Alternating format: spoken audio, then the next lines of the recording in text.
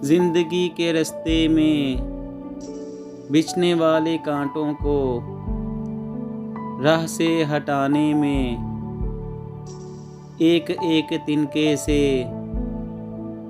आशियाँ बनाने में, खुशबुएं पकड़ने में, गुलिस्तां सजाने में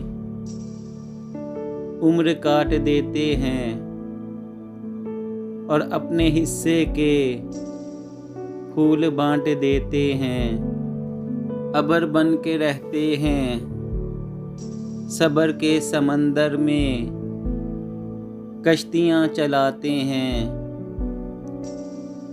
ये नहीं कि इनको उस शबो रोज़ की काविश का कुछ सिला नहीं मिलता,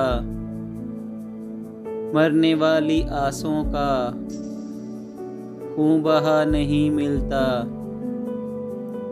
जिंदगी के दामन में जिस कदर भी खुशियाँ हैं, सभी हाथ आती हैं, सभी मिल भी जाती हैं,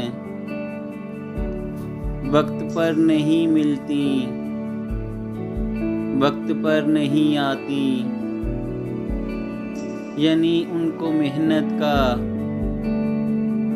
अजर मिल तो जाता है, लेकिन इस तरह जैसे कर्ज की रकम कोई किस्त किस्त हो जाए,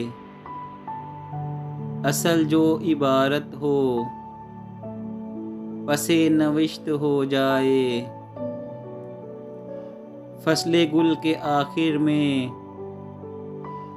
फूल इनके खिलते हैं, इनके सहन में सूरज देर से निकलते हैं।